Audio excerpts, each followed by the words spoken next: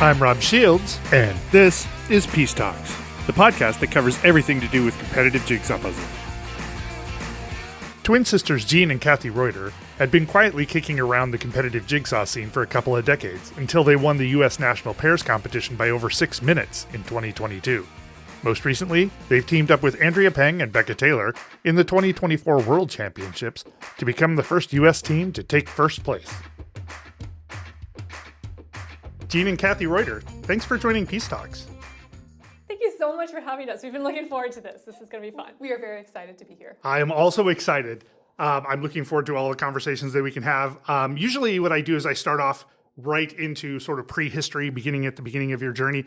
But as sort of required by all lazy podcast hosts these days, I asked ChatGPT to give me a summary of who the Roiter sisters were. And so I wanted to run that by you guys and see what you thought. Here's what ChatGPT had to say. The Roiter sisters, Greta and Milla Roiter, are renowned for their extraordinary achievements in speed jigsaw puzzling. So far, we're doing all right? We're doing great. Accuracy 100%. As siblings from Spain, they are particularly famous for their performances in pairs and team competitions. So about 50% here. Yeah. I speak lots of Spanish, so no problems there. That sounds great. Oh, excellent. Known for their meticulous coordination and complementary skills, the Roiter sisters have set records and gained widespread recognition in the jigsaw puzzling community. Complementary skills seems great. Like we have more skills Than we actually actually do. do. Like we're not the same person doing the same things. I like that. We're going to take that one. We'll go with that. All right, here's some key accomplishments. World records. The sisters hold several world records in pairs puzzling, including competing in a 500-piece puzzle completing a 500-piece puzzle in under 30 minutes. Is that a world record? I don't think that's a world record. It happened, but it's definitely not a world record. I think there are a lot of other pairs of... European champions. They've won multiple European championships as both a pair and part of larger teams. Hey, cool. I didn't know I did that. I want that trophy. Where's that trophy? Yeah, right. I mean, worlds counts, right? I didn't win a trophy. Well, that was one. That was the team one. The team one, sure, that one's valid, but You're hiding the trophies on me. it had my name on them. Teamwork. Their synergy as a team is often highlighted as one of the reasons for their success. They employ a strategy that includes dividing the puzzles into sections based on their individual strength, e.g. focusing on edge pieces while the other takes color groups. Well, see, they screwed up already because we would never call it the edge.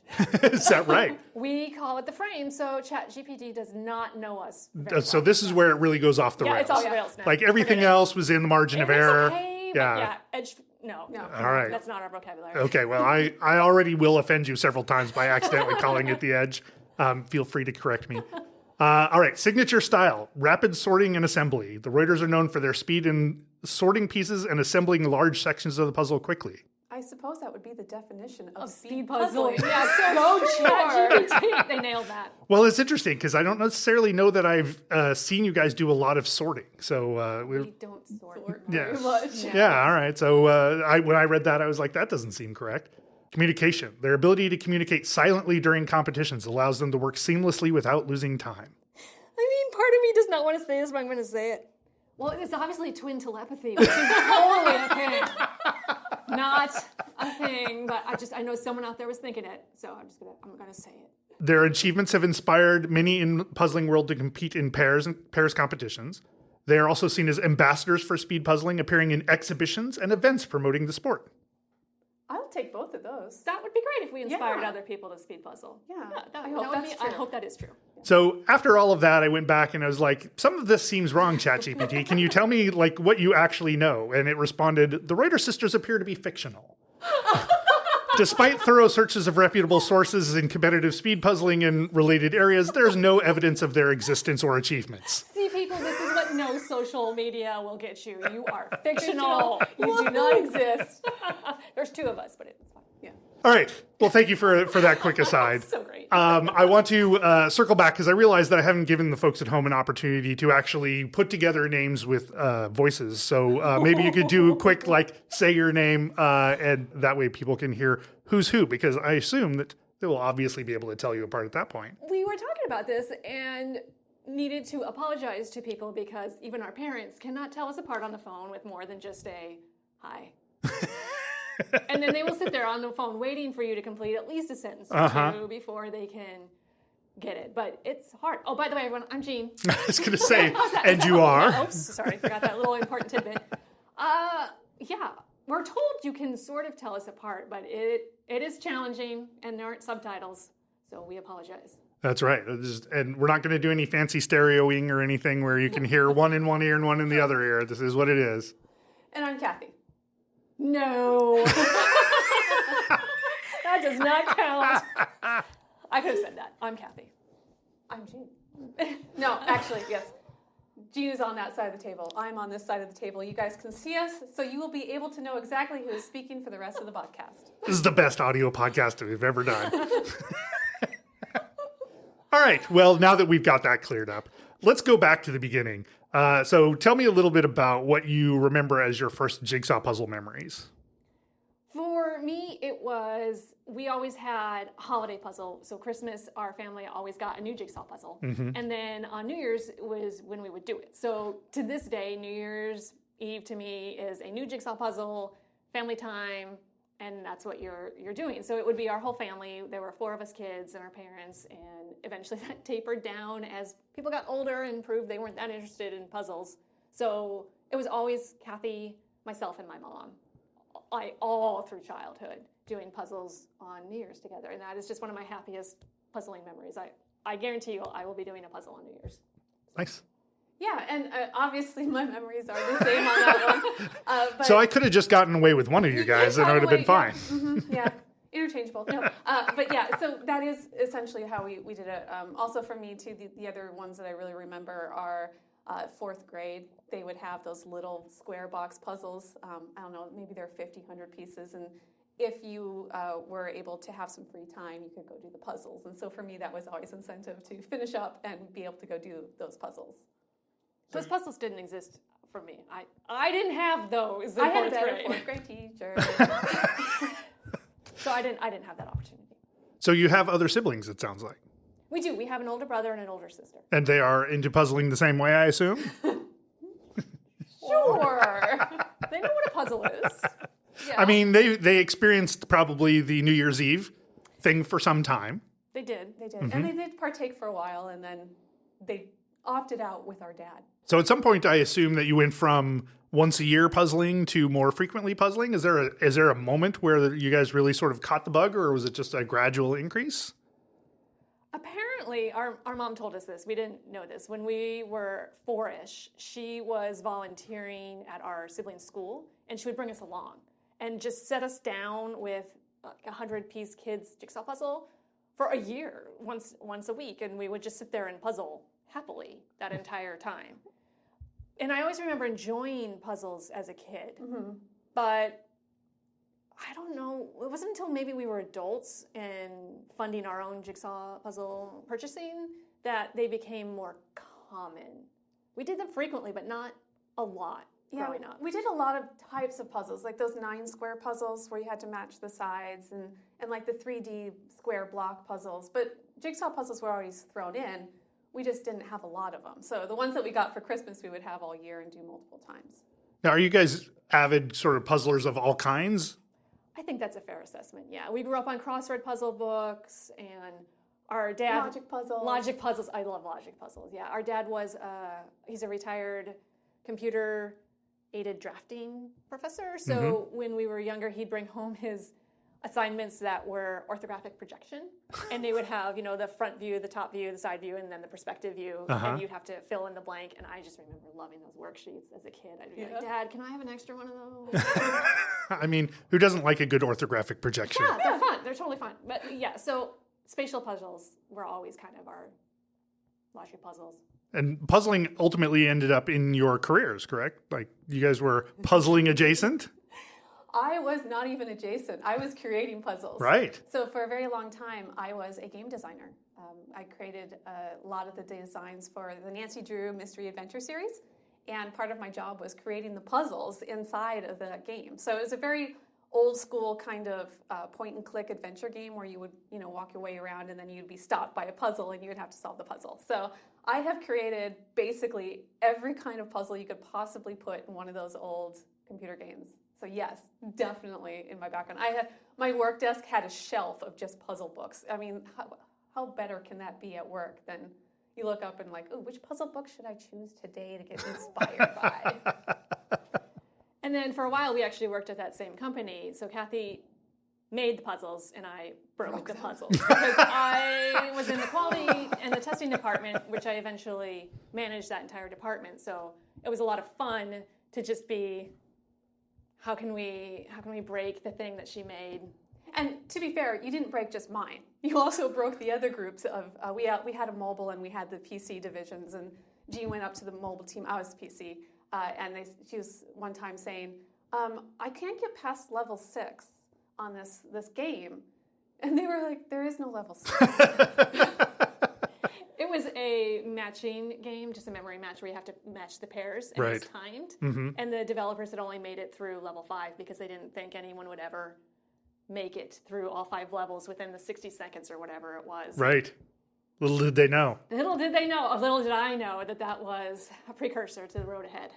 So is there a time that with your sort of what sounds like a relatively modest background in puzzling up to at least a certain point, jigsaw puzzling specifically, but a passion for puzzling outside of that, is there a time where competitive jigsaw puzzling or going at least trying to be more performant with jigsaw puzzling actually occurred to you guys? No, not until we learned about speed puzzling. Because for us, growing up, puzzling was always the two of us. And there might be some minor little in-house competitions, but that was sibling rivalry, right? We never considered it as to be something to actually be working towards. Yeah, speed puzzling just wasn't a vernacular that we'd ever heard of for a very, very long time. And we had heard about some carnival contests. I mean, like, we can get to that a little later, I'm assuming. But it wasn't until, I'm going to say, JPA formed that I ever heard the term speed puzzling. Interesting. So you had heard of potentially the Winter Carnival. Yes. It didn't draw you in at that point? At that era, it wasn't speed puzzling. It was still just a family puzzle contest. Mm-hmm. I don't think people saw it as a speed thing in the way that it's seen today. Yes. It was just a different experience back then. Right, unless you're Sarah Schuler, who even at that point seemed to have been hellaciously competitive. She came in a couple years after we had been there. Yeah, so we do have a history with the Winter Carnival. Uh-huh. And I know we've mentioned it once or twice here or there, but we actually did partake of the Winter Carnival before we moved to the West Coast, which was long before Puzzle Twist took it up. And so that was our first introduction to speed puzzling. But like Jeanne was saying at that time, we thought it was just, family puzzles, go speed fast. Our mom found it for us, actually, and she's like, you girls should go do this. Is that right? Fun. Yeah, she saw it in a newspaper ad back in the day. So you get, if you don't mind me asking, like, where were you talking about years-wise?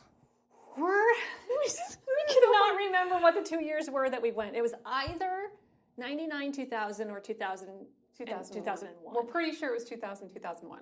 Okay. Yeah, I think it's right around the turn of the century. So at that point, you guys were near Winter Carnival? Like, were you Yes. in the area? Yeah, actually, when we were in college, I went to college an hour south of the Twin Cities. So I had 4 years where I could have been going to Carnival and I didn't know about it, which is just terrible. No regrets. No regrets. So many regrets. Cathy was at school down in Iowa, so she could have come up for Carnival. But it wasn't until after we graduated that our mom saw the article in the newspaper, and they were in Wisconsin at the time, just about an hour outside the cities. And she sent it to us, and she's like, "You guys should go do this. You have fun doing puzzles. I bet it would be fun." So we roped in a friend of ours who happened to be driving through town, and the three of us went, and it was so much fun.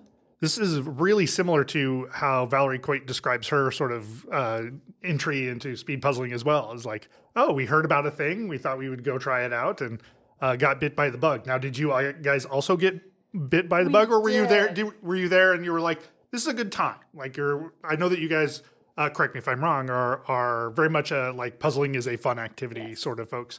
And so was it fun in that respect, like getting together with a bunch of other people and doing the same sort of thing? Or? It was the first time we'd ever been in a room where you sit there and everyone else in the room is there for puzzles.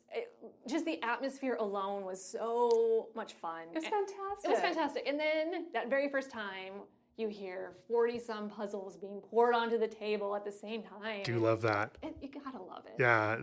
Is my favorite part of all the jigsaw puzzling activities is that first, like, 30 seconds where there's like usually used to be the scramble of the cellophane and then like the boxes coming open and the bags and then you hear everything and then you hear the sort of clatter of everything getting flipped over. Unfortunately, when you watch most broadcasts of it, that's when somebody starts talking and being like, here's the puzzle, right? Including me, I've done that. Like, but I just love that first like 30 seconds where the room goes suddenly quiet and everybody's engaged in the thing and you just kind of are immersed in the sort of ASMR of the puzzling world. Yeah. 100% agree with that. Yeah. So were you guys looking to compete at all? Because there were, even in the early stages, correct me if I'm wrong, there were still like awards for being first. And There was, yeah. And we went in knowing that it was a competition. So we're like, well, we'll just do what we can. And that was the year where the puzzle didn't match the box cover. oh, yeah. So that was our fun story of we were actually the first ones to realize it, and you could hear it go out from our table because we were telling the judges, we're like, this isn't the box, and you could just hear it go around the room.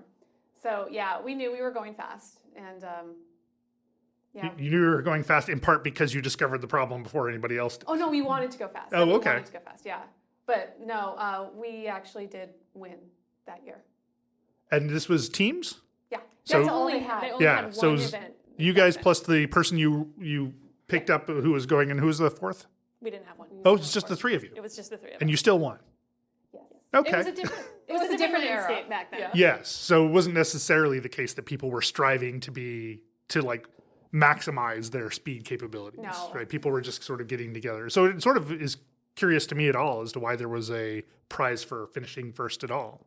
Well, it was still a competition. They did still, I mean, it's the same name. It's the St. Paul Winter Carnival Puzzle Contest. So Yeah. they knew it was a speed competition. Right. But the speed puzzling community wasn't Sure. around there at that time. And again, we're still talking about the 2000s era. Way long ago, people. Way long ago. Yeah, it's been a while. And so did that bug get you right away, or were you like, Oh yeah. yeah. Because then we went back the next year. And then that year we took our parents.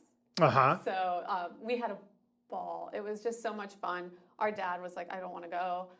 But we're like, oh, please, please. And so, being a parent, he was very supportive.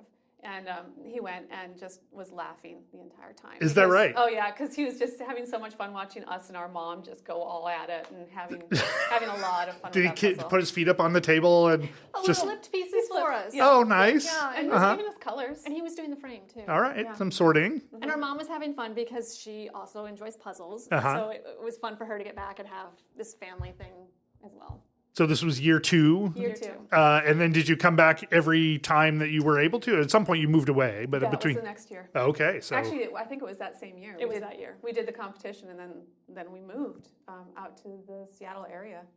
and were you looking for other competitions at that point, or? We did look around. There weren't was any. nothing. There was, Carnival was pretty much the only big puzzle contest at that time. Mm-hmm.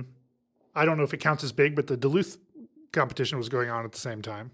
It came online a little bit after. That's right. we- Came and we went left. a little bit, yeah. So I believe the Carnival Puzzle had a couple years where they didn't do it, like between when we were there and then when Puzzle Twist came back in as a sponsor. It feels like it, but we could be completely wrong on that because we weren't in the area and this was, not height of internet news time yet. So, but we did do the Duluth Derby a couple times. They did offer it virtually. And Right. so when things started going virtually, we knew of the Duluth Derby, so we did pull those, and Carnival started selling their puzzles online, Mm-hmm. and you could go back and then compare your time to the actual event. We did that for many years. Okay, so you moved out west. You're sort of away from where the competition is. You're still engaged in it on a roughly annual basis. Yeah. And then at some point, speed puzzling really kind of gains traction as a different thing than casual puzzling. You guys were competing in, if I recall correctly, the sort of unofficial nationals in 2021. There's the the virtual derby in 2021. And then we're into the era of sort of in-person, like what I sort of consider post-COVID as the moment where people are really doing it to be speedy as opposed to sort of getting together and having a good time. Is that sort of, do you feel the same way? Yeah, Or? I think that's a good way to summarize it. And so through all of the time from the early 2000s up through the kind of COVID era where you guys were in the same mode of like sort of annually engaging remotely as time permitted. Yeah. Yeah. And then by this point, we were old enough to be funding our own puzzle hobby. Not And addiction. it's a hobby. And so we were puzzling a lot more than we had as kids. Plus we had, at that point you have your own space, so you can leave your puzzles out on the kitchen counter and not get yelled at. So there were puzzles out more frequently. Did you notice a time, maybe it was just Nationals 2022, but maybe it was before, where you noticed that people were like really competing as opposed to just sort of getting together? We actually noticed it on Winter Carnival. And it's funny too, because now that we look back, we know that person now who made us realize that it was being more serious. And that was when the Betches started to get on the top of the list. Because we would compare our times as a pair to the final times at Winter Carnivals, which were teams.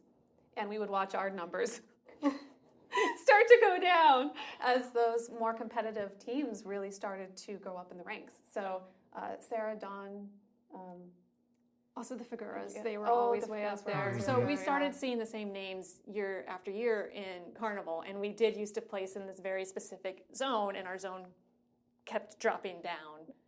So we knew that's about the time. I think that was a couple years pre-COVID, actually.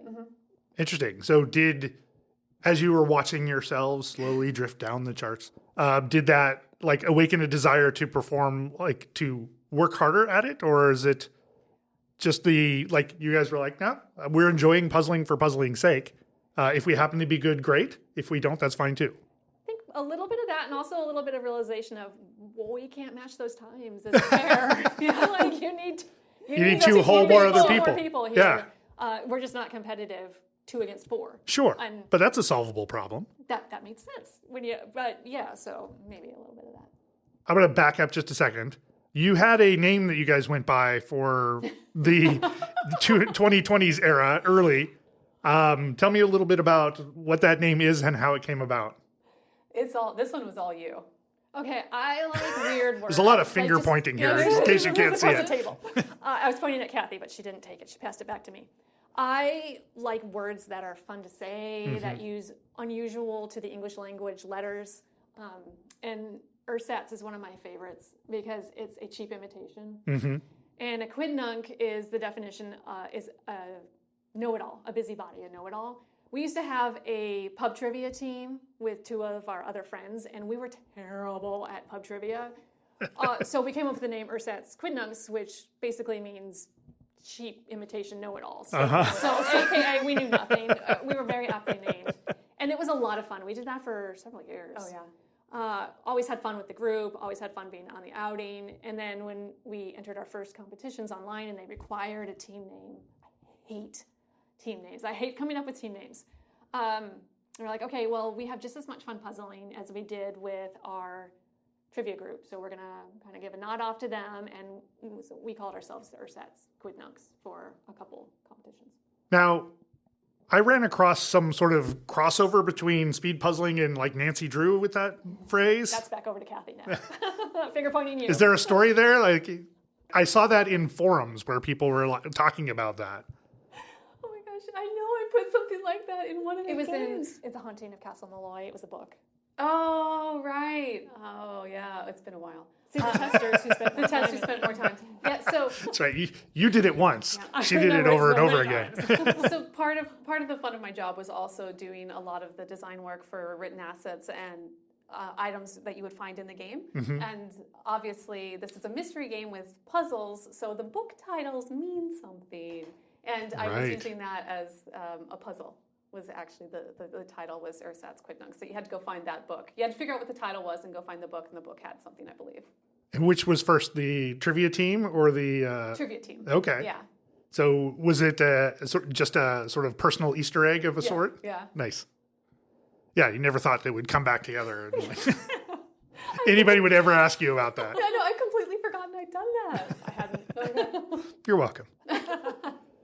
So was the first time that you guys did like a modern era competitive puzzling at the 2022 Nationals, or is there In person. in person? That's what I meant. Yeah. If you're modern era, legitimately, it would have been the virtual nationals that they had in 21. How was that? It wasn't necessarily our preferred way to do it because we wanted to be with other puzzlers because we remember the carnival and we're like, oh, we really want to. Obviously, we couldn't. Nobody could. Right. So it was a great stepping stone back into competitions, but at the same time, it was interesting. You could tell people were still learning how to run these on the online events, and we were trying to figure out how to do the cameras. The camera did not go well for us. Yeah. It was kind of entertaining watching us try to get our camera hooked up. We did not have great phones back then. I remember this, we puzzled in an unheated room that we had at the time. Oh. It got so cold. It got so cold. I don't know if there's footage of that anywhere. I hope not. But I think I was sitting down the whole time with like blankets over me, and there was bad lighting, and the puzzle was hard. It was hard. It was Romeo and Juliet. Oh yeah, I have a picture of it here. It looks terrible. And I'm sure this will come out weird. Not good at busy puzzles, and that was the busiest puzzle for us at that time. It was hard for us. Yeah, because I would say up until that point, we had only ever done puzzles that we wanted to do. Like when we would go and we would buy puzzles, we'd buy what we liked. And so this was kind of our first wake-up call as to competitions. Probably not going to be all puzzles that you would prefer to be doing. Excuse me, Kathy and Jeanne, can you vet these puzzles for our competition? We just want to make sure. Nice style, they're perfect. Yeah, I'm looking at the puzzle. It's a Romeo and Juliet puzzle, like you said. You guys finished second. Overall, I have my notes say first pair, so this must have been a combined sort of teams pair. The year where, no, wait, was that the year where I thought we were second pair. I thought we were second pair. They combined groups, and so I think it was a little confusing. The teams or somebody was going the same time as the pairs, and so we got confused. We didn't even know where we landed because people were getting called out as finishing who were actually in a different division, I believe. And so I thought we got second. Yeah, actually, looking at my notes, it does say second. The first pair finished. You guys finished in an hour and 35 minutes. So my point was going to be that seems hard.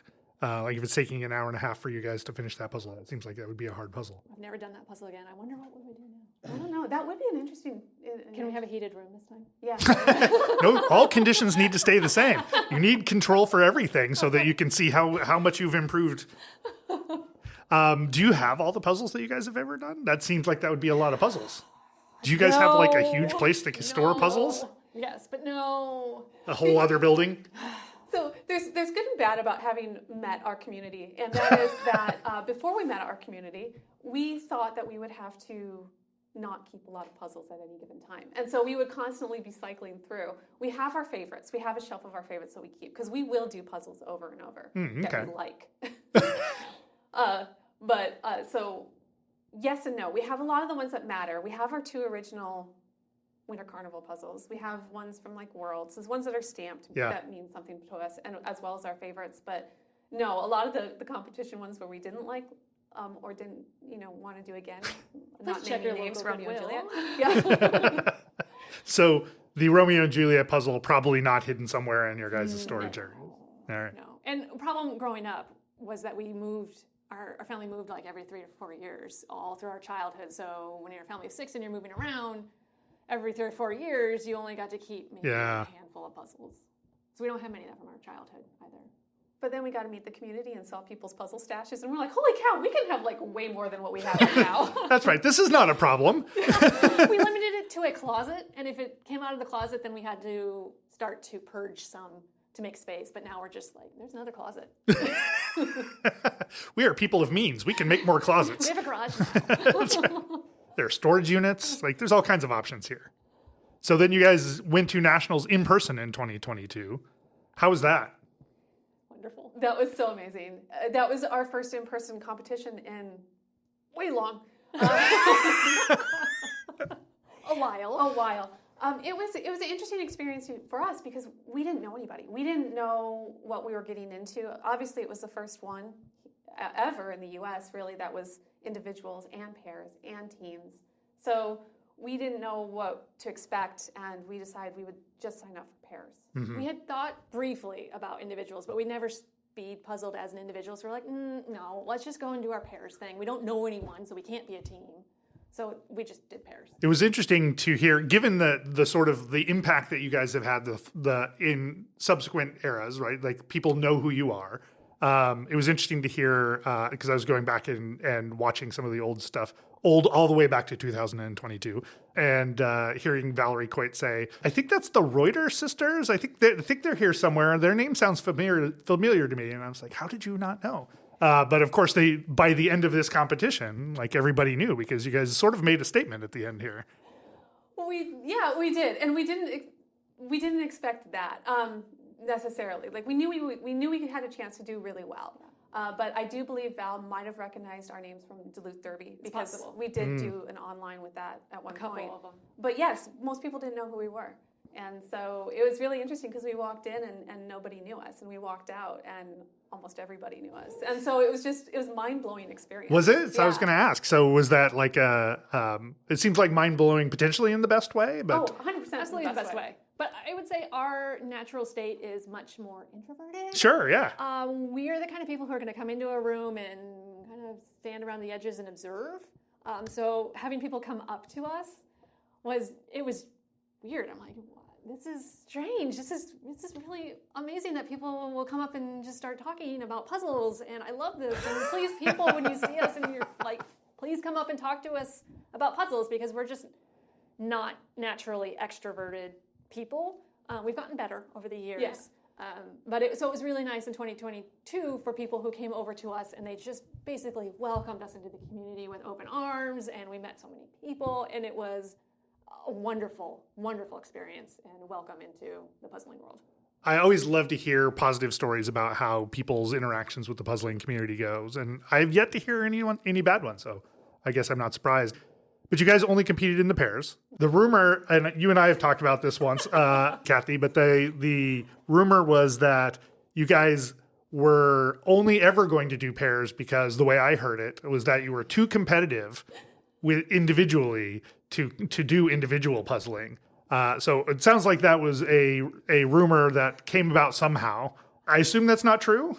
That is not true. I mean, we are competitive with each other, but that was like a fun game of telephone. I don't even know where it started with, but the end result was we are so competitive we will never puzzle in the same room together. Yes, that is what I'd heard. Yeah.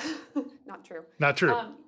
But no, and we endlessly are laughing over that story because it's so not who we are that it just makes us so entertained.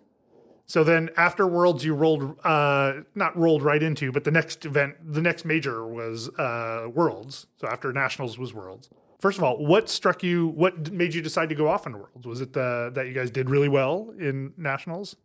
It was more a world puzzle event. Like, how cool is that? It seems something so improbable, maybe, to have ever existed in our youth that it just sounded magical. It sounded magical. We just wanted to say that we competed at a world jigsaw puzzle competition. Right? Championship. Yeah. Championship, that's right. So that was actually the main one. And then after meeting the people there, we're like, can you imagine people like this all around the world? Let's go meet.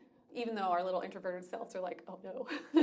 But we really wanted to go. And yeah, we knew we had done well. And so we were like, well, if we ever want to go, maybe this is the year we should do it. Because we did just come out with a title. And they gave us a guaranteed finals into pairs. Yeah, they gave us Oh, is that right? Yeah, because we were the national champions, you got an automatic seat into the finals at the pairs and Worlds. You still had to go through I was going to say, do you guys still did the prelims, if I remember correctly? Yeah. Oh, okay. We actually did have a seat in the finals because That's of that. interesting. I don't didn't know if that. That's still a thing. Yeah, I have not heard that before. Maybe they just made a special exception for you guys. I only know it because it was on our registration form. It showed us both in the prelim and the finals, whereas in Interesting. our teams, it just showed our prelim seat.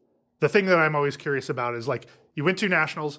Nationals, when I go back and watch the old footage, was actually a sort of small event, and Worlds was still also a small event, but it felt bigger in some ways to me. Like the big dome feels like a sort of iconic moment Was it for you guys, or how was stepping into the world of world-class competitive jigsaw puzzling? We kind of had two different experiences that year. Oh. One of us stepped in healthy. One of us stepped in not. So I had a good experience. I really enjoyed it. It was really interesting to go in and just start talking with people from all over the world. I actually met Andrea there. Okay. Andrea Peng. Yep. Sorry, Andrea and her daughter Clara Peng were two of the first people I met, and found out she was also from Washington and then had just moved to California. I'm like, no. But that wouldn't ultimately stop you guys. no, Foreshadowing. not. Yeah. Foreshadowing. But no, I was. It was just such an amazing experience, and to be able to sit out there. I was in the very first prelim of the very first competition, and we had no idea what was going to happen. So I'm like, I don't know what's gonna happen, how people are gonna do, how I'm gonna do, and so there's this really fun element of surprise and suspense. And that was the very first puzzle you did. Was that the Lupin's puzzle? That was the Lupin's puzzle, and I do still have that one. Okay, that one makes me shudder every time I see it. I've tried it again, and every time I just completely get stuck on the Lupins. Yeah, and so there was a lot of cameras on you in that round. Did you notice the attention? I knew they were there. The cameras don't really bug me. Okay. I just kind of just shut them off from my peripheral. It was the same at nationals, right? I mean, like we had a fairly good contingent around our table at the end of pairs. Sure. But the first national. Yeah, the first nationals. Yeah. But they don't really bother me. So I just didn't really notice. So, Jeanne, you had a different experience. Unfortunately, I did. I managed to pick up COVID for the first time a week and a half before Worlds. So when we walked into the Dome, it was my first day out of quarantine.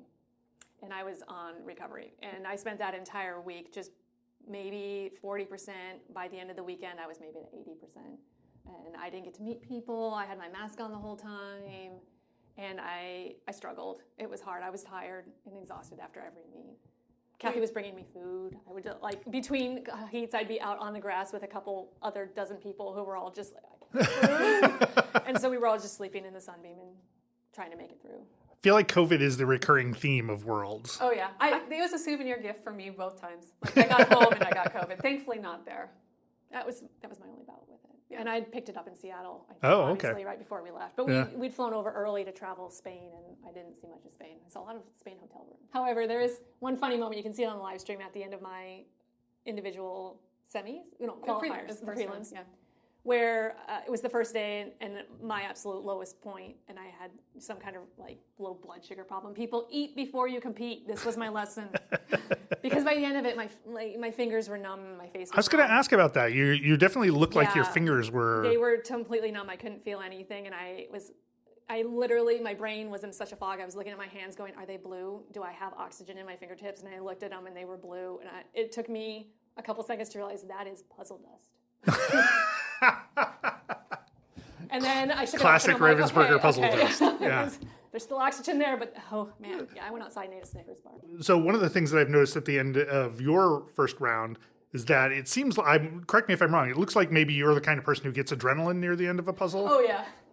Whereas I don't, Jeanne, see that with you as much. We have been talking about this. Thank you for actually noticing that goes back further than I thought it did. Validating what I was saying. Oops. So what were you saying? So is that true, or what's the case? It is true. So we've found out we've come to a realization recently, which apparently you have discovered in way less time than it took us to figure this out, is that at the end I will start to pick it up really fast, because I'll be like, I'm almost done. I'm going to push through it and really. And if I could just keep that speed through the entire thing. Whereas Jeanne starts off really fast. But by the end, she doesn't pick it up the same way that I will. So we need to balance each other out. I mean, if somebody's going to go fast for part of the time and somebody's going to go fast for the other part of the time, that's not a terrible situation to have. It works great. Yeah. Individuals, maybe not so much. Well, so jumping way ahead, and we'll probably come back, I don't know. But to this year's teams, I was watching your guys' teams, the Busy Birdies with Becca Taylor and Andrea Peng, one of my favorite teams of all time. But you guys are a blur of hands, more so than other teams. You guys are, all the hands are in there. The hands are all doing things. and rather than like other teams are sort of anchored by a power player and maybe some other folks. And so the way that you were able to kind of coordinate and keep that speed up, especially near the end, you can see that how you guys just pull away when you get to the very end of things is really fun to watch, because watching you guys sort of midway through, you're about the same place that other people are at. But the closer you get to the end, the farther ahead that you guys seem to be. So it seems like whatever is happening at the end is working out. I mean, I did not notice Jeanne going particularly slow at the end of the team The competition. team helps you keep your mind focused on speed. Yeah, and I will say that we've had the opportunity to be on a bunch of teams this year, and teams are such fun, right? You have such a wide group, and we can get more into all of our individual teams because there are a bunch of those I want to speak to, especially our original team. But for the world's part, Andrea and Becca and us, we just found our groove, and it was such a magical experience. And at the end of that, we all knew that, I mean, nobody had clapped yet, so we knew we had a chance, and you could see it. You can see it on the live stream almost see where the everybody moment. was just like, Becca stood up, and Becca going, okay, it's time, let's go for it. And all of us just really kick into high gear because that window is closing, and we're trying to dive through it. Yeah. Well, like I said, it is visible. You can see you guys going faster and faster and faster, and other teams are pacing about the same speed. So something happened. Yeah. It also helped that our puzzle order selection, if you were at the tail end of the Venice puzzle, it's slower. If you're at the tail end of the Rainforest puzzle, you have a chance to pick up the speed. Right. And I think I was watching your guys' interview after that, and Andrea was like, I don't understand people who picked it in the other way. Yeah. So you guys picked the hardest puzzle of the two that you had available. And was that sort of by design? Was that your strategy 100%. going in? That was deliberate because for us, the Venice puzzle was the harder. And so that's why the second we pulled out that magical rainforest, we're like, second, threw it to the side and grabbed Venice because we knew we were just going to go so much faster on that one. And we wanted to end fast. That jungle puzzle is intimidating on first blush. But I think one of you said that that there's a lot of patterns in that puzzle, which make it a lot easier to do than you might seem. Just like if you're sitting like 8 feet away from it, it is just a blur of sort of a few animals and all this green space, which for a non-competitive puzzler like myself is like, okay, well, I'm going to go off and get snacks. But then when you look at it closer, you can see that there's like different color stripes through like that sort of thing. So had you guys sort of pre-established that you guys as a team were going to do the hard puzzle first? It had come up in conversation a couple times. Yes. Did you guys discuss strategy much, the four of you? Did we have specific strategy? We had roles. We had, I wouldn't even call them roles. We were playing to each other's strengths. Yeah. Uh-huh. And we knew Andrea has her dead reckoning, which Love that. Yes. Love that everybody phrase. calls it that now because I can't not call it that. So we knew that we would have her in the corner away from the piece pile because she didn't need it. As long as we kept feeding her piles, she was okay over there. And then Jeanne and I always puzzle across a table. We don't like to puzzle side by side. So that automatically placed one of us on that side. So we So decided, even in a team situation, yeah. is there some animosity here? Oh Like- man, yeah. she's so much space. It's terrible. Elbows everywhere. It's just not conducive to puzzling. I mean, I've seen a few teams that puzzle on the same side intentionally. We were forced to puzzle side by side. Yeah, at the Winter Carnival last year. Yeah, in 2023. In 2023. It was a mad zoo race to the tables, right? Yes. They all queue up and then they drop that rope and people just go flying. It's the only part of the whole thing I'm competitive at. With good reason, you should.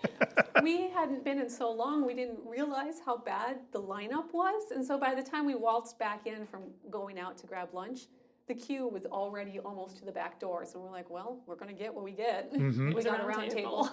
So that was our first time ever puzzling side by side, was at that pairs event.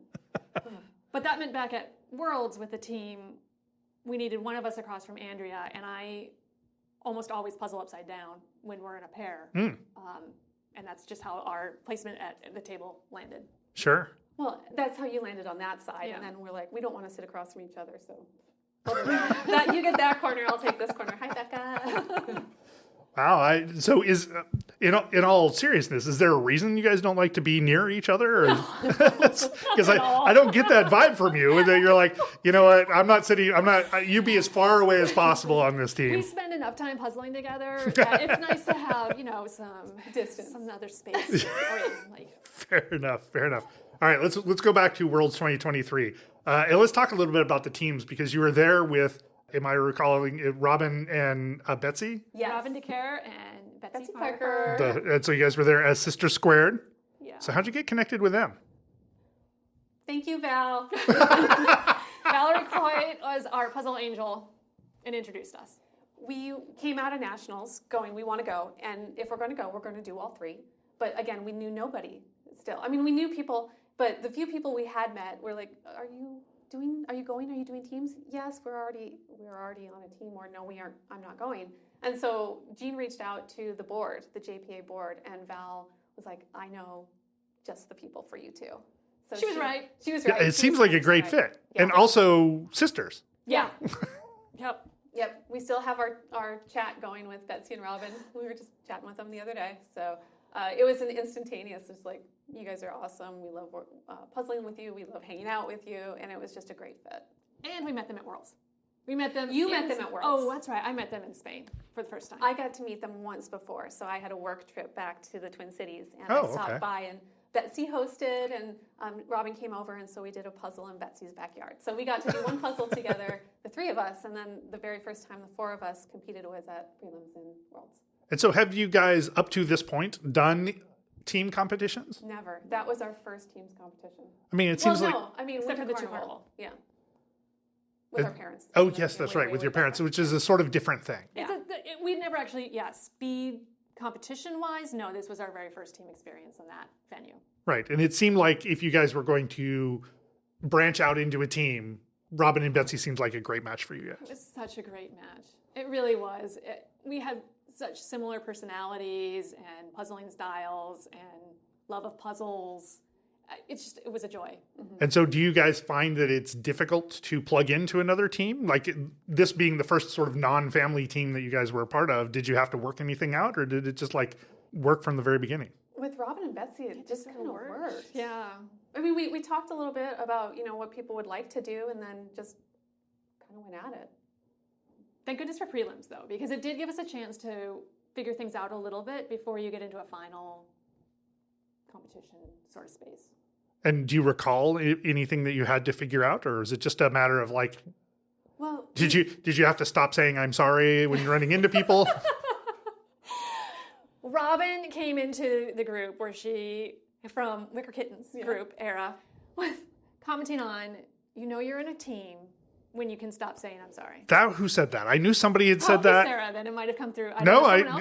Somebody Yeah. like that, but Yeah. okay, because I picked up saying that as well. We say Yeah. that on our team all the time. It's There's like no sorries in this team. yeah. So she brought the. You don't need to apologize. That's right. It's Get okay, in we're there. going to get in her space. Yeah, You one need to of, get one in of my favorite moments in the most recent Worlds was, I think, Jeanne, it was you, but I can't quite remember. Andrea was sitting sort of in one corner, and one of you sort of reached that's me. around. That was you, That Cathy. was me, Cathy, you reached around to Andrea and put it. I'm like, there's a team that's figured out its space issues. Like, we're just going to be in where we need to be. Yeah. Yeah, Andrea was really fine with me just reaching behind her a couple times. Yeah, just be where you are. Yeah. My team, we're doing that all the time. It's like, we're just going to be like, listen, I'm cutting across you because I need to be in this space. And then you'll just puzzle over the top of me and it'll be fine. And one of the fun things with working with Robin and Betsy is we actually moved around the table a lot. We would switch positions with them a lot more, and it really helped everyone to keep moving forward. Nice. You get stuck, you're just, I need to switch, I need something new. And Do you guys do that as pairs much? we never Switch? Really switch. Occasionally we will. We, but I don't think we've ever really switched except on the loons when we got stuck on the same side of the table and we're like, I need that spot. give me over there. Normally we don't though. We just kind of park ourselves and go at it. Yeah, because I find that getting a different perspective is a good way of unlocking. It is. sure. Yeah. 100%. When we should be doing that more often than sometimes we do, especially on some of the puzzles that have stumped us as pairs. yeah. Now, it sounds like when you were doing teams at Worlds the first time, I saw that you guys started using trays. It sounds like trays were a new thing for you guys at that point. That was the very first time we'd ever used a tray. Yeah. And for teams, it came in really handy. And Betsy and Robin were experienced enough to know the correct size of tray to bring. So we benefited from their knowledge. Correct meaning according to the rules, or is there a size regardless of what the rules say? Not too big. Don't go too big. Even though they give you a full size, do not go that large. Ask us how 2024 Nationals went. I was going to say, this feels like experience speaking.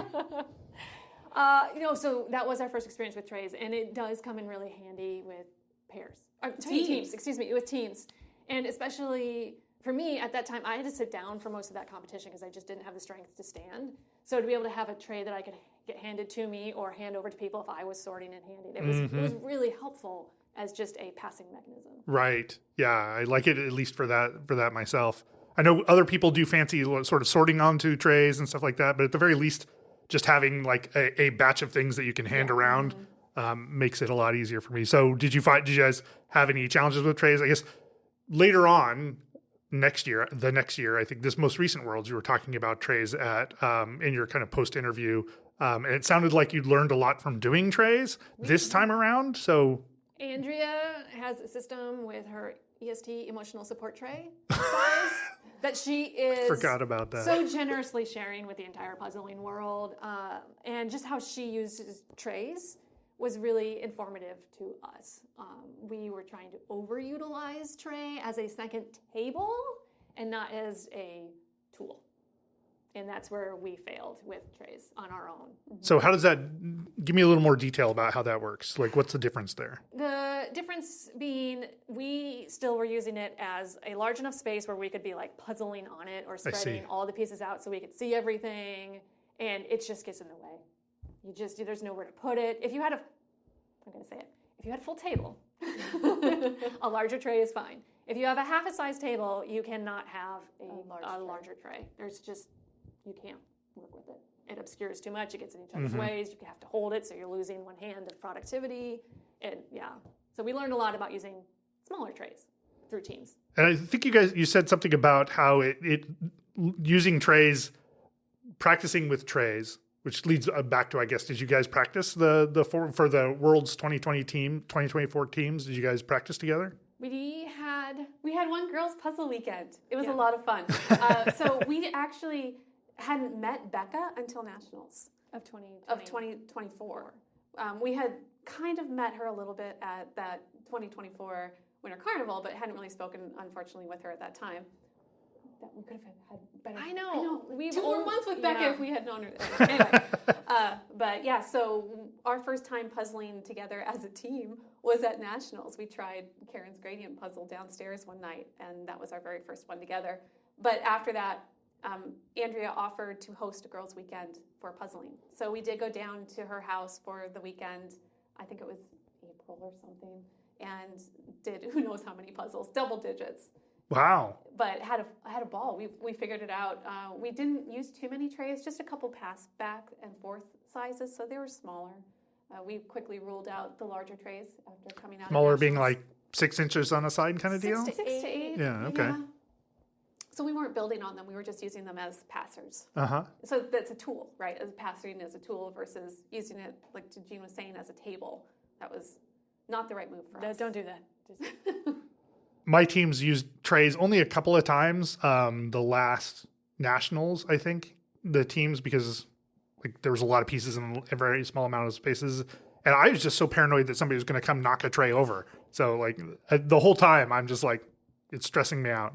I am responsible for our one piece at Worlds 23 teams landing underneath the table, Kristen and her Norwegian team's table beside us in finals, because I had those pieces on a tray and I must have slid that tray too hard and the piece went flying, and so we were out a piece at our final finish, and we found it after they finished, and Yeah, I feel like I saw, was it Cathy maybe digging under the table looking for puzzle pieces? Yep, that was happened me. a couple times. It happens. And how did you guys do at Worlds? Yeah, the first Worlds we were 6th in pairs. But we finished that puzzle. We finished that puzzle. We were so proud of that. So proud of finishing that Oh, puzzle. this was the The Boston. yes, with like a skyline of all dogs. kinds of different patterns. Yeah. Yes. We would like to thank Alejandro and Gisela, is that his partner? For finishing to prove it was possible, because that sort of lit the fire for everybody else in the room to go, well, maybe I can. Is that right? Oh, yeah. And then when Sarah and Michaela got the next round, we're like, okay, we can do this. We can do this.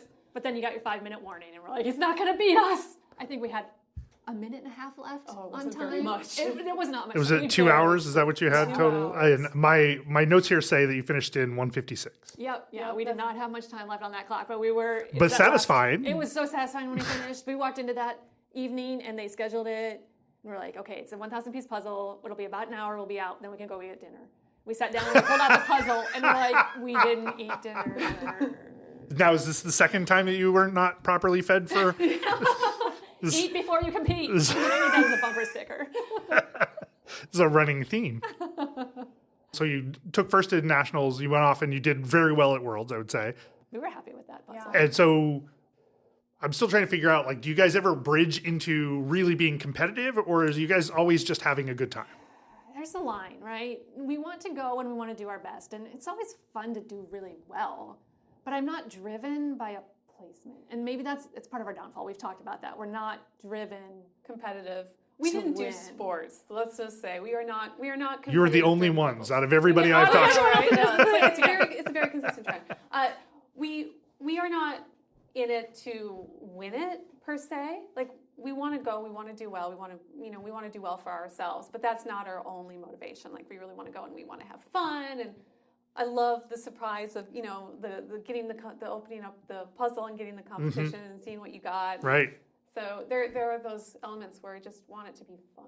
It's imperative to me that puzzling remains something that's fun because it's brought me a lifetime of enjoyment.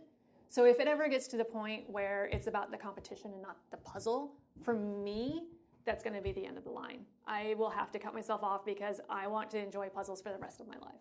And you don't feel like those things coexist. For me, they do not coexist. Mm-hmm. Yeah. So We don't have the personality to have that coexisting. is that based on some other experience where No, you've gone it's just- deep into something and haven't been able? We just aren't competitive. Like Uh-huh. we just I just don't have the drive to fight for that place. I have the drive to fight for my best performance. Sure. But that's not, to me, that's not the same thing as driving for a time or a place. I have a So- drive to beat her. Yeah, we have to talk about bragging rights here in a little bit.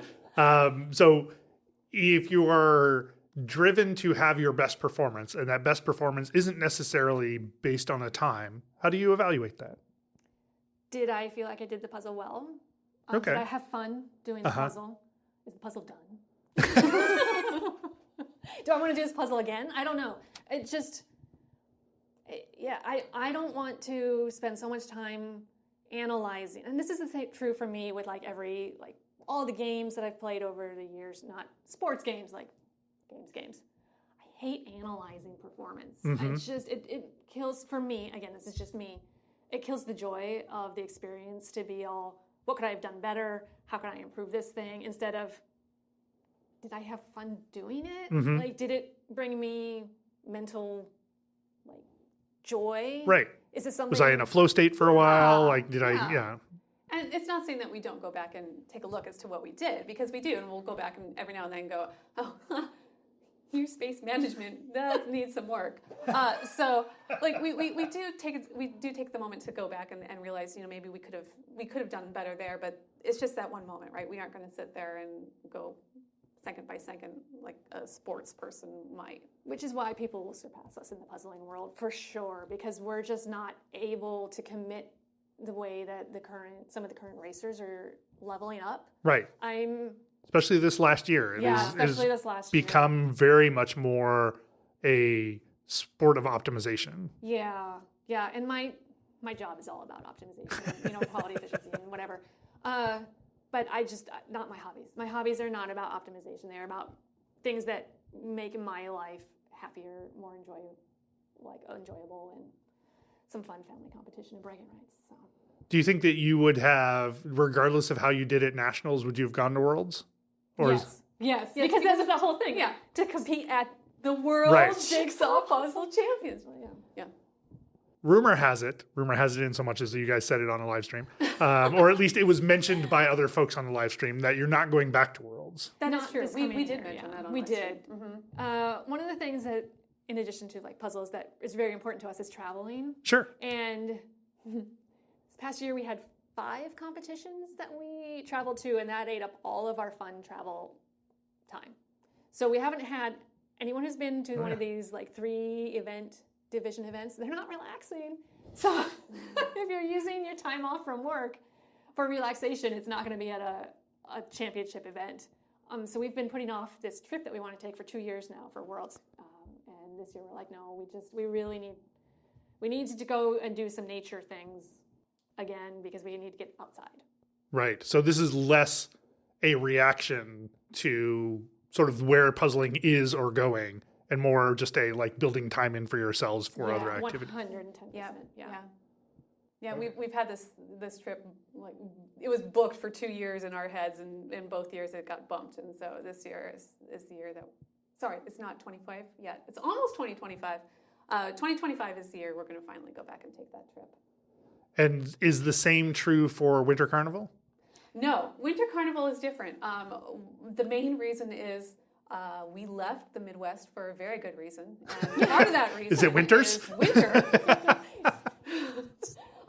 We got so lucky when we went last year. It was, I swear, it was a thaw. It was so warm. It was so warm. There's no snow. Warm being, I think it was, 34? No, yeah, we were there, and it was like the ice sculptures were melting. Melting, yeah. And I can guarantee that's not going to happen again this year. We know what the term polar vortex means, and it usually comes to Minnesota in late January, early February. So we don't need to. All right, so you're predicting cold weather. I'm not a meteorologist. Because living in the Northwest right now, we're experiencing a rather warm sort of been really mild. winter, so I have no idea what to expect. But Cold is very cold there. But that was one of the main reasons. And the other two is, as Jeanne mentioned, we've done a lot of travel around events, and so we're going to be a little more, well, I wouldn't say we're going to be more choosy. We're just going to maybe not do all of them. right, be more intentional, yeah. Yeah, and also, again, winter. It's really the winter thing. And when we go back to that area, we go to visit our parents, and I would rather go visit my parents when we can get outside. And you competed with your parents last time, if I remember correctly. Yeah. We should not have. Sorry, Dad. Yeah, they did not enjoy it quite as much this time. No? No, it was a little, because it had gone from the very casual It's a different family thing. event way Yeah. back then to very much speed puzzling now. And so they felt like they were slowing us down, and we're like, you're not, no, we're just And it was here a to have fun. hard And it was a hard puzzle. For It's a puzzle non-puzzlers. twist. And our parents, our dad, he's not a puzzler, so yeah, we felt really bad for roping them in. But they're so supportive. Thank you, Mom and Dad. And then we also did another team event with Betsy and Robin. Woo. So yes, we were very thrilled to puzzle with them. And one last time before, while we still could. What was the dividing factor where you guys weren't going to puzzle with Betsy and Robin anymore? They were not planning on going back to Worlds in 2024. Got So it. we knew we needed to get a new team. Got it. Mates. Yeah. And so how did you officially connect up with Andrea and Becca? At Winter Carnival, I walked up to Andrea and asked her, because Cathy had met her and Clara, and we had looked through the World's registrations before we went to see who was still available, and I hadn't seen Andrea's name anywhere. So I was assuming at that time that she was not on a team, and I went up to her at Carnival time and asked her. She was already on a team. So she'd already been taken, but they hadn't got their names up yet. And, but that was the first time I really got to meet her because I hadn't met her at Worlds the previous year. So we walked away going, oh, okay, well, it's fine. We won't go back to Worlds because it's hard. Finding a team is more difficult than you want it to be, and it's kind of discouraging. It's a little, if you don't live in an area with a lot of puzzlers and you have to like reach out and try and find who's available, like it's hard. It would be great if, I know JP has been working on this, and they did that for if you haven't found partners yet, they had on their site and everything. Right. So that's been a good resource, but it's hard sometimes to find your extra teammates. So we walked out of there, we're like, that's fine. We'll just do nationals again this year, and we'll take our trip that we'd been planning. Yeah. So that was going to be our plan. And then a couple weeks later, Andrea texted us and like, are you guys still interested in possibly doing a team? So Andrea, thank you for convincing us to go back to Worlds. Andrea was the catalyst for us being at Worlds 2024. Go, Andrea. And so what happened that she was available? She decided that she wanted to try a different team and knew that we were looking and we're probably not going to go if we couldn't find teammates. So she, I think, was very nicely too going, well, I'll help bring them along as well. And so she contacted us and we're like, yes! Go sign up now. That was a quick response email. Text. Nice. And then how did Becca enter the loop here? So then we had the problem of we couldn't find a fourth because everybody was taken. Right. And we're running through that same cycle. But thankfully, Andrea and Becca are friends. And Andrea had somehow convinced Becca that she needs to come over to our team. So she was swiped she was from some also other team? swiped. So we actually had a very poached team. Yeah. Apologies to people we poached from, but thanks. Thank you for the people Wow. that did. Yeah, so All right. I see that there's It wasn't intentional. It just sort of happened. Mm-hmm. But that's the Back to Nationals, where we finally got to meet Becca and puzzle the first time as the four of us. That's right. So you guys puzzled as the four of you at Nationals, and then you went off to Worlds with a team name derived from National. Correct. So give me the story there. Remember Jean's earlier comment about not liking to try to come up with team names? Like, didn't you have a team? Weren't you on a team like I feel like earlier this year? Maybe it was the Portland Jigsaw Masters where the team was like TBD. Yeah, I forgot that I never added a team name, and then we got there, and I'm like, oops, sorry everybody. Don't leave me in charge of team names. If anyone ever puzzles with me, just give me the team name and I'll work with it, but don't ask me to provide one. I appreciate that you're on brand.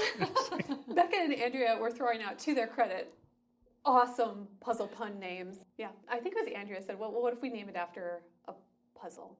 And it was because of an honor for Wicker Kittens. Yeah. Oh, okay. So we started looking through, and we all Right, because really, Wicker Kittens is named, the team's named after the puzzle, Wicker Kittens. at least the concept of a puzzle. Yeah. Yeah. And so we were looking back, and we really all enjoyed that Busy Birdies puzzle, and we liked the name, and so we're like, hey, Dean, do you mind if we... Dean being? Dean McAdams, who was the artist of Busy Birdies. You just casually reached out to. Becca reached out to him. Okay. And we were asking if we could use some of his artwork for our T-shirt. Oh, nice. And the team, his permission. He gave his permission, and then he actually gave us just a special cutout for the shirts themselves. Yeah, because the art that you guys had was really nice. Yeah. Yeah. And you guys had at least informally assigned each other which birds who were what? I think Cathy and I informally assigned people the bird assignments. But the joking about who was nice and who was mean in our foursome had been going ever since we met. There's no mean people in the group, but it was an ongoing joke between us. So yes, Andrea and I were, according to me, the goofier looking ones on the and Cathy and Becca were the nice, sweet ones on the... I was going to say, that's the way I heard it when you guys were talking about it at Worlds, was that there were the sweet birds, and then there were the other ones. Yeah. As another one, I will take that claim. I'm trying to think. We sort of wandered around a bit here, so I don't want to cover territory we've already covered, but your Worlds experience the second time around, overall positive? Amazing. I couldn't have asked for a better experience. It was just all around. All around. We learned, eat before you compete. Eat before you compete. It was great. Jean's going to have a shirt. Yeah. I was actually walking around with Snickers bars. Had a hard time passing them out, but I was willing to give them. I like that you're like everybody's mom in this case. It was bad. I'm like, please do not have low blood sugar, people. But yeah, and the weather was gorgeous, right? So it was very conducive to just sitting outside on that nice field they have outside of the dome. And this year, too, they had put out a big monitor display. And we're live streaming outside, so you could sit out there and just watch. And one of my favorite moments from that, I think it was the second night before, I think we'd finished individuals, and individuals was still running inside. So, it was cheering every minute and a half by this point, because all the finishes were just back to back to back. And it was darkish outside, Am I thinking of the right competition? Yeah. And we It were all standing blurs. out there talking with a fellow puzzler from somewhere in Europe, and I apologize, I cannot remember who that was. And Alfonso, the event organizer, actually came up and he was telling us there's apartment buildings across the street that he had been watching people coming out on their balconies all night and were just watching the big display screen from outside during this whole event. And there were people walking down the street, stopping and asking him what was going on. And just to hear, that was such a change from the previous year where it was still pretty kind of a contained into the puzzle community. Kind of thing. And now we've spread to the surrounding community and the residents, and they're partaking of it, and it was just a magical moment. Yeah, There that's were cheers, and there's Alfonso, and there's like these people up here. that's and- amazing. That was the impression I had gotten as well. Is that this year it really the Valladolid really sort of embraced the puzzling competition as opposed to it just being a thing that happens there. Yeah. We were wished good luck on our way out of our hotel on finals day. Yeah. Yeah. Yeah, we met puzzlers in the customs line Yep. at the airport on our way in to. How did you identify them?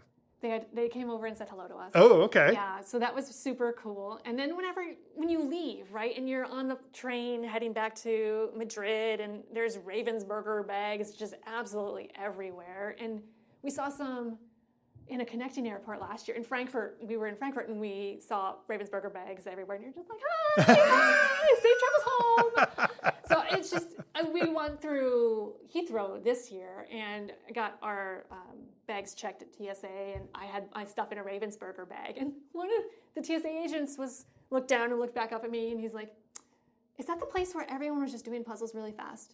So I knew other speed puzzlers had been in through before the day, and it was so great. It's huge. It's just huge. So do you think that there's rumors? I think is too much of a word. I think it's not even that. There's whispers of the idea that maybe the Millennium Dome isn't going to be capable of hosting worlds beyond any longer, right? If the population or the popularity is even slightly bigger than it was this last year, there's just not room, or they're going to have to make some more selections. Do you think that moving it to a different community would even be an option? Like, it feels like it would drain some of the, I don't know, beauty, I guess, out of what is happening there this year. I would say yes. I mean, there would be a big con to moving it. There are also pros to moving it. Mm-hmm. So I don't envy Alfonso that decision that he's going to have to make Yeah. in the future, gonna be because hard. it is true. I mean, it's just getting so big that they're going to have to decide something. And do you guys have opinions on whether it should move or? I think it would be great to move because you get different areas. You could get more people from different areas who wouldn't be able to attend otherwise. At the Right. same time, though, I mean, it's such an iconic event there. It's got its history there. So, I mean, I'm pro jumping around. Doesn't say it As could never return. travelers, I was going to say, it gives you the opportunity to travel more. Yeah, we would be excited if it moved around and you would have a chance to see other cities and venues and meet more local communities within these different areas as well. Mm-hmm. But it is one of those things where when you think of the World Jigsaw Puzzle Championship, you think of the Millennium Dome. So it is hard Yes. to imagine it not there, but I definitely could see a place for it moving around as well. So you're skipping this year Worlds. Do you imagine you will be back? It would sure be fun to go back sometime. Yeah. I don't know. By then we'll probably be skilled out by these up-and-comers who are super fast. Right, the 19, 20-year-olds who, The racers. who just sort of sweep in, and this is what they've been doing for 12 hours a day for their entire summer. Kind of thing. Yeah. But it would be fun. You never know. I'm never going to say no. Who knows what the future will hold? So what do you think about Nationals being in DC then? I love that they're moving it around. I love that they're moving it around. Yeah. I think it's fun. I think the U.S. is very large. I think we've got puzzlers coast to coast, and we need to provide people the opportunity to have a cheaper travel budget Yeah. from year to year, depending on where you live. Plus, it's the U.S. Like, we have so much we can highlight and so many fun places to go. And yeah, I'm excited for it to move from place to place in the U.S. Now, are you guys going to be with the same teams? No, we can't. We can't. Because Becca is on the JPA board, she cannot Oh, compete that's in right. US events. I forgot. So unfortunately, the Busy Birdies cannot be a team. So is there a plan or? There is a There's plan. a plan. Yes, we have convinced Kelly Walter to come join us. Oh, for- Kelly Walter, that's Yeah. great. I'm We're love excited Kelly. for that. Yeah. Yeah. So we have, we're calling it pairs espionage if we get to practice earlier, because Kelly and Andrea are pairing up again for nationals. We're pairing up for nationals, and so, practicing as a team, we can espionage each other. Yeah, I was. I think I was talking with maybe Andrea about how Kelly is a consistently really good puzzler who somehow just flies under the radar. Like Not anymore. Nice try. Now she's way up on that radar. Okay. Her performance at Worlds this year, unreal. Agreed. Congratulations to Kelly. Because, Yeah. wow. She was on the podium every times. single event. Yeah, but still, I feel like I did not see her. Like she didn't get a lot of screen time. She didn't I didn't watch the closing ceremony, so maybe there was a lot there. But I was just like flabbergasted that more people haven't tried to swipe her up, and it's good to see that you guys are adding her to your team. Yeah, so she's going to be our fifth team group, because we finally, the earlier mention of Portland Jigsaw Masters, we finally got to puzzle with Sarah Schuler. Oh yeah, That was a long time coming. We've been trying for that. Is that right? Oh yeah. She's always so booked. She's hard to get I know time to say. she is popular. Yeah. She's one of the cool kids. And we have such a fun rivalry with her for pairs, her and Lauren and us. Yeah, Coates, so Lauren. Yeah. Lauren Coates. Yeah. Lauren Coates, yeah. I've been really bad about last names. Apologies. But yeah, so we were really excited. It was Becca and Sarah at PGM, and then of course regionals Washington. We got to team up with one of our favorite Washingtonian puzzlers, Jessa Douglas. Mm-hmm. And we were going to puzzle the fourth with Tammy Dorn, but she had to drop out. So last minute, Jessa convinced a friend of hers to join us. That was Jeanne Williams. Yeah. So He did great. He was not a speed puzzle. It was his very first event, and he got stuck and just roped in day of. So thank you, Jeanne. Yeah. He was amazing. What's it like puzzling with somebody after you guys have puzzled like both together and in teams that are very high performing? To have just I don't know much about him, obviously. Just kind of person off the street comes in to do some puzzling. He did great. He was amazing. He was pulling color piles, and they play volleyball together, Jessa and Jeanne. So I feel like the two of them have like spike hands, where they would just take a piece and just zoom right in, and then like pull their hands right out super fast. So he hit the floor running. Yeah. Anything we haven't covered with respect to competitions that we should talk about? So one of the things that people always ask us is how evenly matched you are. Who's better? Who's better than the other? Why would people ask such a question? I don't know. Clearly it's me. I mean,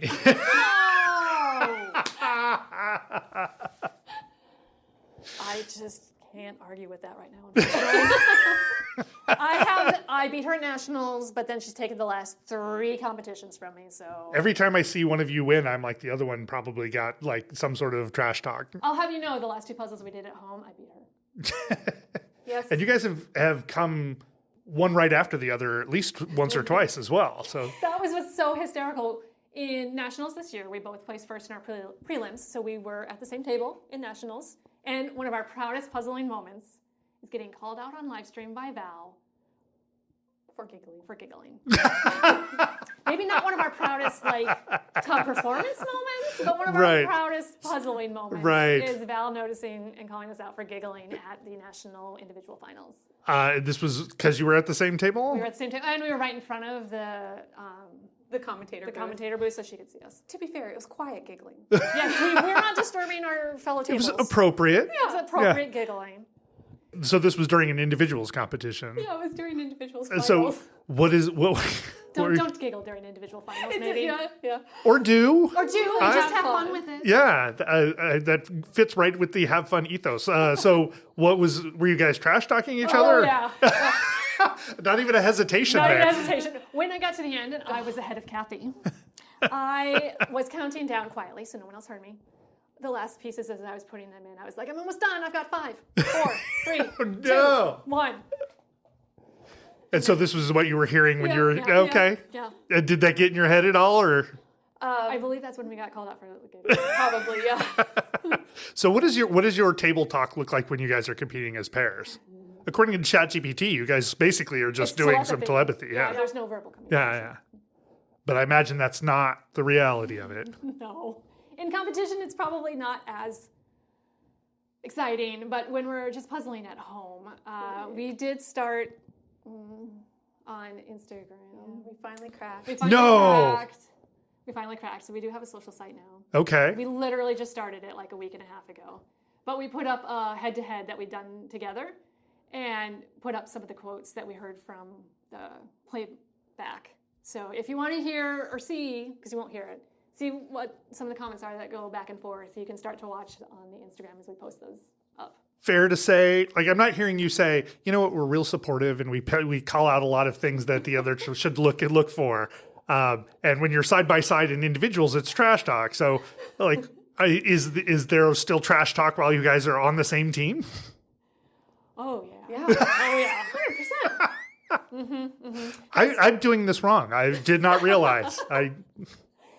It lightens the mood. It totally lightens the mood, right? Like, and it helps to refocus by taking your hyper focus away from maybe you're overanalyzing or just can't see something. It just breaks that moment and brings you back to, oh wait, there's the big picture.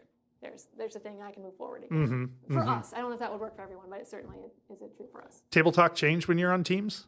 Depends on your team. Andrea loves to smack talk too, so she's so much fun to be at the table with. And then Becca and Sarah together at the table on that team was pretty great. I was watching, I think, Karen Puzzle's video about Worlds, and it basically said, I'd like to put a mic on Sarah. Yeah. And Sarah has said that she's like, you don't want to hear what she's talking about. I'm 100% do want to watch whatever it is she's saying at the table the entire time.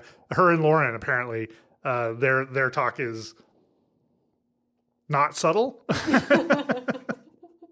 Yeah, sharing a table with them at Nationals was just an absolute delight. Yeah. So does the tone change when you go from Robin and Betsy to Andrea and Becca? I would say the tone changes with any different team. Yeah, Sure. like anytime you're with a different group of people, it's slightly different. We're just as jokey with Betsy and Robin. They're like two more sisters. That's what we've joked about. Like we started with a team, but we gained more sisters. So we're like a great little family there. Yeah, it always changes, and we've learned that you can't talk to Jessa while she's puzzling. You can't ask her like personal questions. We joke about this because she's so focused, and she'll answer anything about the puzzles, but she's like, I don't know. Ask me later. I've got one thing I can do right now, and this is it. So we have an ongoing joke with her now about whenever we puzzle with her, we start asking her non-puzzle questions when we're puzzling with her, just to have some fun. I like that you guys are doing things that are potentially undermining your performance. Like We're helping her improve. a good time isn't the time that we got. It's the being able to like undermine people, poke at people, like have a good time along the way. Have a good time along the way. It's the most important thing you can do. Yeah. Well, on that note, I'm going to switch us over to the speed round. You're first, I'll answer second. Okay, so Jean's answering first, Cathy's answering second. Yeah, well, actually be helpful right there. We're telling you the order. All right, here we go. Into the speed round. Gradients, patterns, or fur? Gradient. Illustration or photo? Illustration. Not even a question. No. Jumble or landscape? Landscape. All right. Does jumble make sense? I've had a few people say, what is jumble? To me, it says busy puzzle, so Yes. right off in the bat, I'm out. Yeah, that's the way I read that as well. Round or square? Square. Wood or cardboard? Cardboard. I need to be able to move my pieces around. You just cannot do that with I love the derisiveness that Jean just tosses in with the answers. Like, Wood puzzles there's are clearly great. not another answer here. But it's cardboard for me. Individuals, pairs, or teams? Ooh, pairs. Individuals. What? Yes! Kidding, no, it's pairs. Rude, I gotta drive home with them. Virtual or in person? In person. I need to remove that. I'm not sure anybody who's like virtual. I like to be away from everybody else. Random cut or ribbon cut? Random cut. Random. 3, 500, or 1,000? 500. 500. So if anybody's thinking we're different people, I think we've just proven it. It's the same answers. Do you have a current favorite brand? I am an equal opportunity puzzler. Okay. If I like the image, I will puzzle it. Okay. And so there's no brand whose quality you love or imagery you love? I mean, not a specific favorite. Okay, fair enough. I like to. I'll puzzle anything. Okay. Yeah, Kathy? I judge a book by its cover. I'll take the image. Do you have a current favorite puzzle? I have a puzzle that I've done probably a lot. We still have on at home. It's a pomegranate puzzle called Monteverde by Charlie Harper. I I just love Charlie Harper puzzles, but that one's my absolute favorite because it has a lot more vivid tones and it's jewel tones and it's birds, and we love bird puzzles, so we're birders. Hence the busy birdies. One of the reasons why we, Yeah. we're birders. So, Cathy, favorite puzzle? I'm going to go with Cool Cats by Puzzle Twist. It's one of the ones, another one from our favorite shelf. We do it all the time. It's just super cute little graphic images of cats. Like one has 3D glasses, one's eating popcorn, one's licking an ice cream cone. Just really fun. And it's Puzzle Twist. Yeah. So they're both flat illustrations, which is our favorite style. Well, this has been honestly a blur in the best possible way. I appreciate you guys coming all the way down here to hang out with me in person. This has been great. This is so wonderful. Thank you so much for having us. thank you for having us. It's been a blast. You can find Jeanne and Cathy on Instagram at the Roit Stuff. TheRoit Stuff. All one word. Thanks for listening to Peace Talks. You can follow the podcast on Instagram at peace_talks, and you can send email to peacetalkscast@gmail.com.